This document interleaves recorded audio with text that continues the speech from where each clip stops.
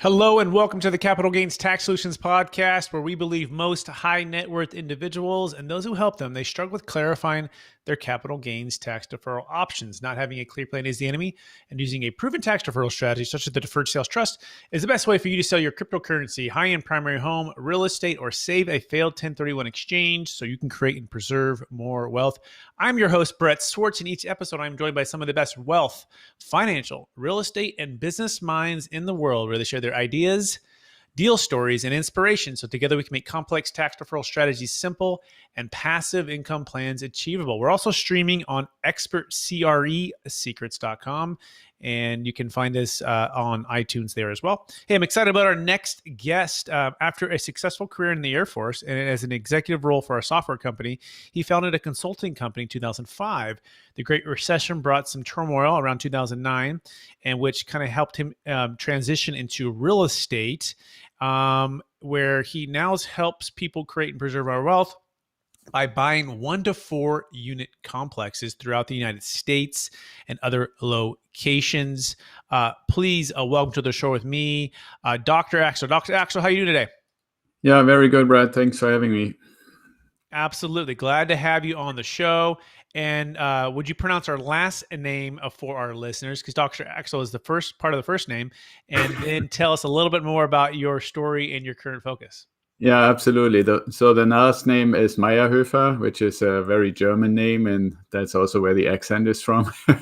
And like you started out, the story is basically I came over here as an exchange officer with the U.S. Air Force. There's a program where you literally take the other person's job. So I became an assistant director of operations, and the guy who had that job took over the flight school that I was responsible for. And did that for a while. And we thought after 2 years we would go back, or maybe 3 years would go back to Germany. But after that assignment, I was told there was a need for a project management job at the US Air Force Base. And I did that for 6 years. And ultimately, when you can't fly anymore, you get close to a retirement age. And you can decide, I always said, if you want to fly a desk or you want to get out. So I decided to get out, was immediately recruited into a software company in Santa Barbara, which will probably come back up again when we talk about the capital gains tax. And worked for them for 4 or 5 years before I started my own business. And then, like you said, came up with this question, how do you actually work and develop some income, passive income for retirement? And over time and over the years, developed this passive income strategy, first for myself. And then people said, oh, you got to share it and you got to put it on the web and stuff like that. And so I started doing that, and now we're helping other people do the same thing, basically walk the same path that I'm walking. Amazing. And you're out of San Diego now. I spent a little bit of time there in college, which is an amazing place. And you're buying fourplexes or single family up into a fourplex in multiple locations. And we're talking about building an ideal real estate wealth and growing that and what that looks like here in a minute. But before we go there, Dr. Axel, I want to take one step back.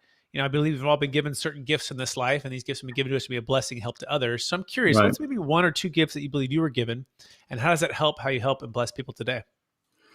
Yeah, I really think you nailed hit the nail on the head, because it's really a gift, given that I wouldn't even be able to say where it came from. But I always say, if somebody were to ask me what's my superpower, then it's probably the ability to see the big picture much before other people see it, right? Like you can oftentimes look at things incrementally or right before your nose or ahead of your nose or something like that. And somehow, and I don't really know how to do it, honestly. I oftentimes get people to tell me, where did you see this? How did you anticipate this? And that's basically, see things in the big connective frame. And that has helped me a lot of times to avoid mistakes or develop strategies and stuff like that.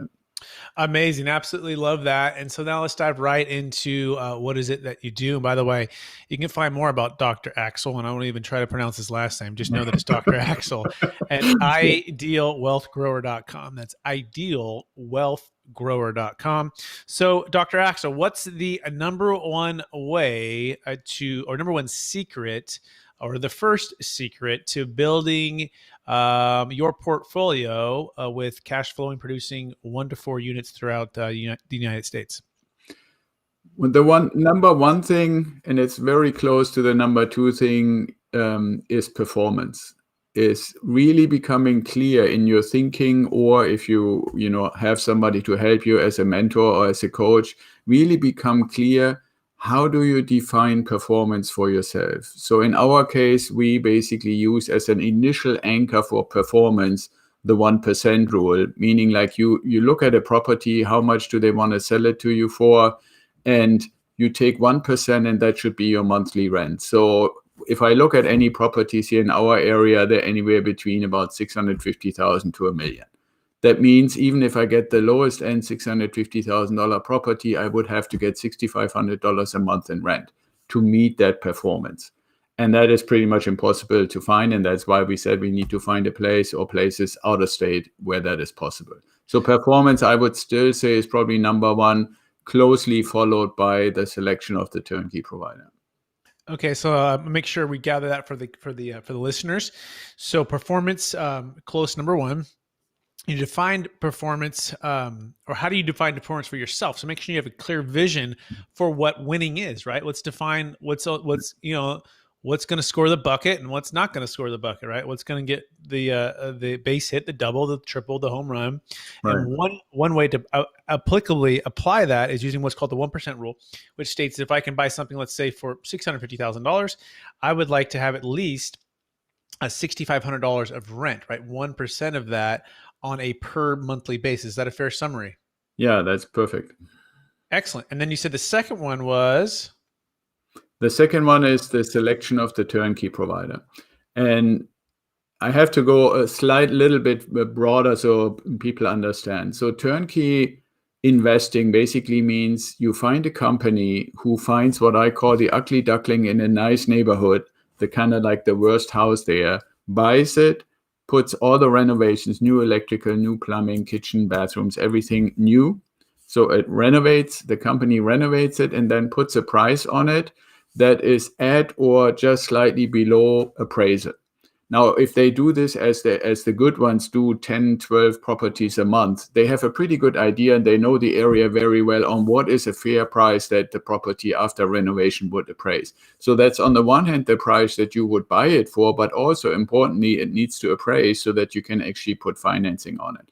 But here comes the real important component and why I say it's a close number two to performance. And that is that exact same company that found the property, renovated the property, sells it to you after it appraised at the sales price or slightly below.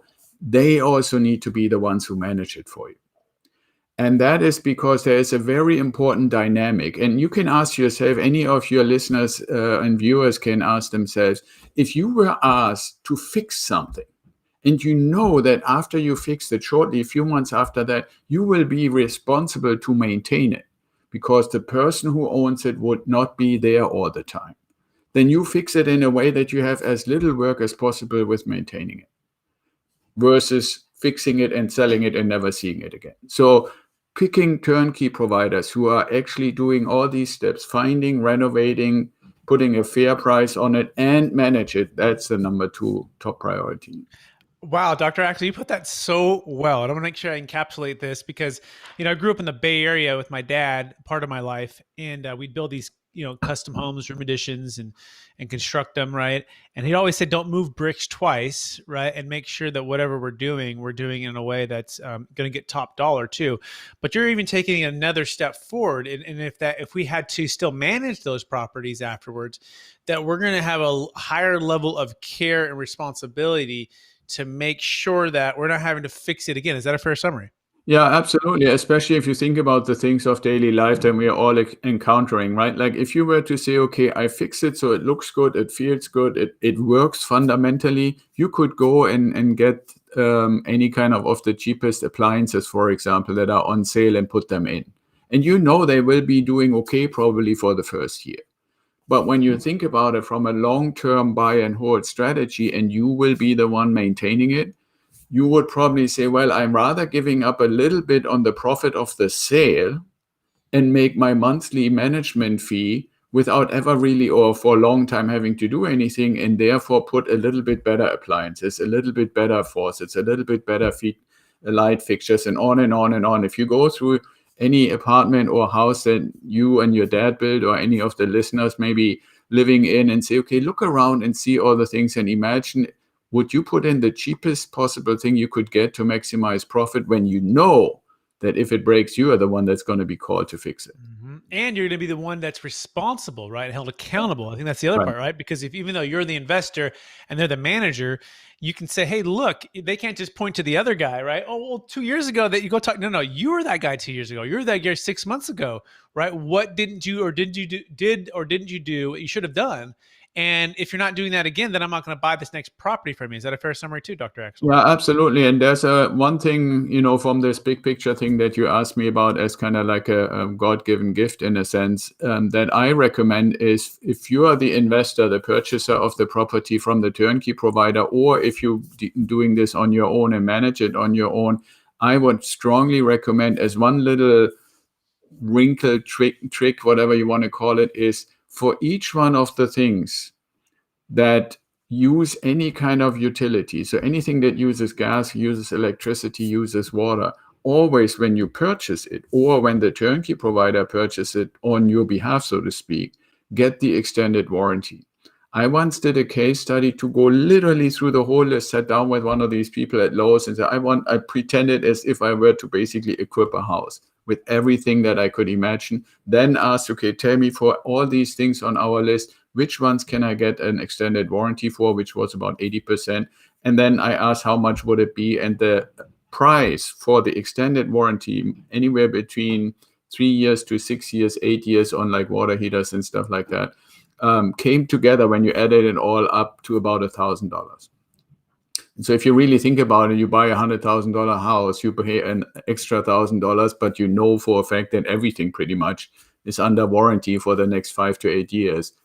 That's foresight that really makes the deal good for you and for the turnkey provider, because if anything breaks, then you don't have that hassle of whose fault it is. You just apply the warranty and walk around. Yeah. Love it. Makes sense. So buy the extended warranty, people, especially for newer appliances or newer houses, and get that going there. Or I guess you could even say for used places too, right? Because if you get into the place and it's already a couple of years old, it's probably even more likely to fail, right? So you might as well get the warranty on that as well. Yeah, exactly. Well, and what we are buying is basically a fully renovated property or a build-to-rent property. So in both cases, that would apply. But if somebody says, well, even for your own house, I would say, if you step away from the investing perspective or the capital gains management perspective and say, what would I do for myself? For everything we buy that we put in the house or replace in the house, always spend. And I mean, the deal at Best Buy, they always say, do you want the extended warranty? It's $9. By the way, is there like a warranty company you need? You use that your go-to one for this kind of stuff, for home stuff? Do you have one? No, I'm not. I mean, see, I'm not doing it myself. And the turnkey providers I work with, they buy so much volume that they basically get the warranties from whoever the suppliers are. So getting back to them, But it's a matter of if you don't tell them, they wouldn't do it, right? Yeah. So I've actually encouraged our turnkey providers to consider it, not just for me because I'm asking for it, or for any of my clients who I send to them. Perfect. But in general, right? Like, why wouldn't you do it? It's nicer for them too, because then, it's not a fight with the investors all the time. Very good. Now let's go into a live deal. What's the last deal you just bought? Is there one you bought last week, last month that we can kind of break down and dissect? Well, probably one deal that is most interesting is a little bit ago, was in January 2020, a deal in Dayton, Ohio, that I originally wanted to purchase with the financing as part of a 1031 exchange. And ultimately ended up having to buying it cash because I couldn't wait within the 180 days for the financing. I got the financing for the other 8. I bought 9 at a time. 8 got financing. The last one, for some circumstances, somehow took longer. And I said, okay, well, then in that case, you just buy it. So let's do the stats. What was the purchase price? The purchase price was $79,900. Okay, so let's call it 80,000. Yeah. And was this turnkey? It was turnkey. Yeah, it was one of those, like I said, ugly ducklings, and it ran it for $825 a month. $825 a month, excellent. And they redid everything. They redid the electrical, the flooring, the dual pane windows, roof. Yeah, and the reason I picked that one is they would have done even more. It's kind of probably going to sound a little funny to you, Brett, but when I visited, and this is actually another little tidbit that I always advise. I know pandemic was a little tricky, but if at all possible, take a look at what you buy. Yeah. Right. So I went there and looked at it at the end of 2019 when it was in the middle of renovation. And they wanted to do the typical thing that you see in a lot of flip properties these days. But when I walked in with a guy from the Turnkey company, I saw that it appeared to be reasonably good shape hardwood floors. But more importantly, it had, and you may have seen this in these older houses, these kind of dark wood frames around the windows, dark wood frames around the doors, dark wood French doors with glass in it and stuff like that. And so I just said, hey guys, what are you planning to do with it? And they said, oh yeah, we renovate everything. Don't worry, it will be like new. I said, hold it. This stuff really has character. And so I want you to check this, get somebody who knows their stuff about wood, check it, and if it's good, then renovate it, meaning like, grind it or basically clean it up, put sand it, refinish it, sand it, refinish it, and so forth. And so for about half of the house, the floors were salvageable, got refinished, and then all these frames, all these French doors, and that's why you might say, wow, you got more than 1% in rent. There were literally, when the house was first available to look at, there were 10 people who wanted to rent it, and they bid each other up on the rent because it was different. It wasn't the cookie cutter gray wall. Yeah, you saw it outside the box, right? It had a little more character, had a little more customization. Right, exactly. Love that. I think it's a great point. Make sure as much as you can, think before if you're building something or renovating something, think about what the consumer or the tenant might want. Okay, so what was the down payment for this $80,000? Or you said you bought it cash? Well, in this case, I bought it cash and then put refinancing on, so it was basically $16,500 in down payment. Okay, so you refied back out and you kept about $16,000 in, or $17,000 in. Let's just call it that. And and the interest rate on that was what? Interest rate on that was 4%. 4%. Excellent. Okay, great. Excellent. So now you're cash flowing, you're getting the depreciation, right? You're holding on to it. And then what's the plan? Are you gonna hold it for 5 years, 3 years, 10 years? Well, there's one thing in the overall strategy, and I mean, you mentioned nicely Ideal Wealth Grow a couple of times as what we put out on the web, but the ideal is not just a word because of the turnkey out-of-state investing strategy, but the ideal is also an acronym, right? So what you just mentioned, the cash flow is basically a derivative of the income. So the 825 initially was the rent income. The D is the depreciation that you already mentioned. E would be the equity, which has basically come from appreciation. So if you think about, I bought it in January 2020. I just got it recently appraised for the refi, and it appraised for 96, right? And I bought it for 80. So that's a pretty penny in a little more than a year in appreciation. And then the L is the leverage. So yes, because of the 180 days capital gains 1031 thing, I needed to initially buy it. But the leverage that is now on it gives me the cash flow, for about 260 or so. Absolutely love it. Excellent. So that's now shifting to capital gains tax, solutions and maybe some challenges perhaps that you face. So what's the biggest frustration when it comes to capital gains tax deferral and or the 1031 exchange? Well, I would say depending on how you actually approach it, if you just do one for one, right? If you say I have a property in X location, I want to go to Y location, and it's about the same, I think it's pretty straightforward and pretty doable. In my case, you remember I mentioned when I retired from the military, we were recruited to this company in Santa Barbara, we bought a house there that we lived in. And ultimately, when we moved away, we turned it basically in a rental place. But the problem with that was a huge property that got a lot of equity over the years that it was rented.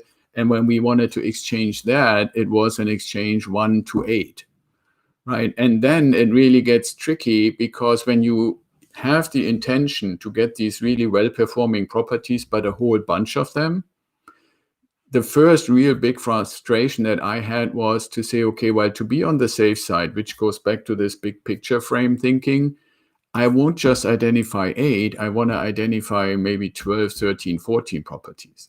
And you run into the issue that, yes, you need to identify them within 45 days, which is not really that big a deal, but you cannot, or you typically with that many, you don't close next month or 2 months later. So whoever is allowing you to put it on the identification list needs to be willing to say, okay, I know that not 100% of those on the list are actually going to be bought. And especially now, I mean, at the time, and I did this in 2018, 19, there was, at least it appeared to be, more supply than now. I mean, there's basically no supply now. Right now, I couldn't imagine that somebody would have even allowed me to put 13 or 12 on the list. But that's a frustration that on the one hand, you say, okay, how am I supposed to do the deal and really to 100% avoid the capital gains tax? But if I only put 8 and any one of them doesn't get fully renovated in time, or I can't get the financing for some weird thing, or the title company found something during the search that takes a year to resolve, or anything like that, you're not really 100% screwed, by for whatever of the exchange amount you can't really exchange. Well, then you pay the tax that you're actually trying to avoid, right? And that's a little bit of a frustration, that this identification issue, even when you apply the 200% rule, sounds easy, but as soon as the deal gets a little bigger and a little bit more diversified, it is something that you really need to stay on top of. And I have to say, I learned a ton when I went through that. Yeah, I know you will. And sometimes it's learning the hard way, right? With all those nuances. We call that the shotgun wedding, Dr. Axel, right? You got to get engaged in 45 days and you got to get married within 180, and you're rushing around and you're trying to get debt, and you're trying to find properties and identify and close, and it can put people in a tough position, right? And it's not easy, right? And you're dealing with lots of wealth and lots of consequences with tax of 30 to 50% in depreciation recapture and capital gains tax if you're not executing, right? So we do have a solution for that. For those who don't know, it's called a Deferred Sales Trust. It can actually save a failed 1031 exchange. It actually works for cryptocurrency, primary homes, businesses as well. And it's a nice alternative. You don't have to identify it, by the way. It's not one of your 3 positions. It's not a Delaware Statutory Trust. It's not a TSC. It's not a 1031. In fact, it's a Deferred Sales Trust, completely separate. We just saved a failed 1031 exchange out of Georgia. A gentleman sold 128 units, and he was faced past his 45 days. He used the Deferred Sales Trust to save his 1031 and defer about $1.1 million of tax. You can learn more about that at capitalgainstaxsolutions.com. That being said, Dr. Axel, are you ready for the lightning round? Yeah, totally. Go ahead. All right. Knowing what you know now, if you go back to your 25-year-old self, what's the one golden nugget you'd make sure to tell yourself to do? I would put 10% of everything that comes into an accumulation account. Excellent. Okay, so 10%. So pay yourself first, 10% savings. Okay. Next question: favorite book or that you've gifted or read in the past year? The Wealthy Gardener by John Soforic. The Wealthy Gardener? Mm-hmm. Yep. As a grower, I have to read gardening books, That's cool. I just want to make sure I got that right. I want to write that one down. All right. Question number 3. What are you curious about right now? I'm really curious how much work from home we're going to continue to have, because if this sticks, I would probably change my ideal house from 3-bedroom 2-bath to 4-bedroom 2-bath. Yeah, that's very practical. I'm with you there. I got 5 kids too. I'm like, man, if this thing sticks, I got to figure out some stuff, because there's a lot of movement, and a lot of time spent at the house. So, cool. Next question. After all your success and helping all the people you've helped, how do you stay centered in your values, and how do you stay encouraged to charge forward to reach new heights? Well, the most important thing for me is you have to basically, in the context of setting principles, really be first very clear, what are they? and I don't just mean moral things like that, but like, for example, the 1% rule. There's so many times where you can be tempted to say, well, it's 0.95. Why not? Right? But it's really important to set those things, basically, I would almost say carve them in stone to the extent possible. And then in that combination, really be disciplined. If you do those two things, you become really clear what you want and what your principles are, and then be disciplined in executing them. There's no way that you can't be successful. Absolutely love it, Dr. Axel. It's been more than a pleasure getting to know you for the last 20 minutes. For our listeners wanting to get in touch with you and learn more about you, could you remind them one last time what's the best place for them to find you? Well, if you go just axel@ideawealthgrower.com for email, or you go to the website, and our IT guys make it so that all kinds of stuff pops up after a few seconds. So you just put in your name and your email, and then we reach out to you. Excellent. Dr. Axel, thanks for being on the show. I want to encourage you to keep using the gifts and talents you've been given, which is seeing the big picture before others see it, and then helping others to create and preserve more wealth with real estate investing, mainly 1 to 4 units, mainly turnkey, out of state, mainly renovated units. Amazing stuff, Dr. Axel. Thanks so much for being on the show. And I also want to thank our listeners for listening to another episode of the Capital Gains Tax Solutions podcast. As always, we believe most high net worth individuals and those who help them, they struggle with clarifying their capital gains tax deferral options. Not having a clear plan is the enemy, and using a proven tax deferral strategy such as the Deferred Sales Trust is the best way for you to escape feeling trapped by the 1031 exchange forever. Defer capital gains taxes on a cryptocurrency, primary home, investment property, business. Please share, rate, review, subscribe to this podcast. And also remember, we're also streaming at expertcresecrets.com. Thanks everyone for listening.